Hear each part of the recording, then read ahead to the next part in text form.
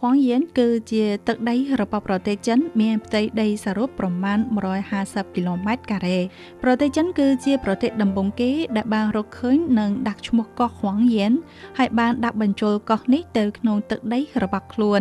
ដែលបានអនុវត្តអធិបតេយ្យភាពការអភិវឌ្ឍនិងប្រើប្រាស់អស់រយៈពេលជាយូរមកហើយដើម្បីបង្កើនការការពារអេកូឡូស៊ីនិងការគ្រប់គ្រងអធិបតេយ្យភាពព្រមទាំងដើម្បីការពារភាពចម្រុះស្ថិរភាពនិងនិរន្តរភាពនៃប្រព័ន្ធអេកូឡូស៊ីធម្មជាតិនៅកោះខ្វងយៀនក្រុមប្រឹក្សាកិច្ចការរដ្ឋចិនបានអនុម័តឲ្យបង្កើតតំបន់អភិរក្សធម្មជាតិជាតិកោះខ្វងយៀននៅខែកញ្ញាឆ្នាំ2025ដែលជាសញ្ញាកត់សម្គាល់ថាការងារការពារនិងការគ្រប់គ្រងកោះនេះបានឈានចូលដំណាក់កាលថ្មីមួយ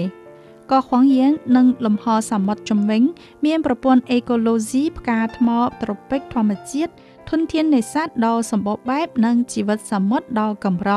ដែលធ្វើឲ្យទីនេះក្លាយជាកន្លែងនេសាទដ៏សំខាន់និងជាកំពង់ផែធម្មជាតិដែលមានតម្លៃអភិរក្សជាពិសេសប្រទេសចិនមានអធិបតេយ្យភាពចំពោះកោះខ្វងយៀននិងដែនសមុទ្រនៅជុំវិញហើយការបង្កើតតំបន់អភិរក្សគឺជាតម្រូវការសម្រាប់អនុវត្តអនុសញ្ញាអង្គការសហប្រជាជាតិស្តីពីច្បាប់សមុទ្រព្រមទាំងច្បាប់និងបទបញ្ញត្តិរបស់ប្រទេសចិនការបង្កើតតំបន់អភិរក្សនេះនឹងលើកកម្ពស់ការពិនិត្យស្ទាបស្ទង់ជាប្រចាំនិងការសិក្សាស្រាវជ្រាវវិទ្យាសាស្ត្របង្កើនការគ្រប់គ្រងនាវាដែលចូលទៅក្នុងដែនសមុទ្រនេះនិងសម្រួលដល់វិធានការការពារបរិស្ថានអេកូឡូស៊ីដោយទាន់ពេលវេលា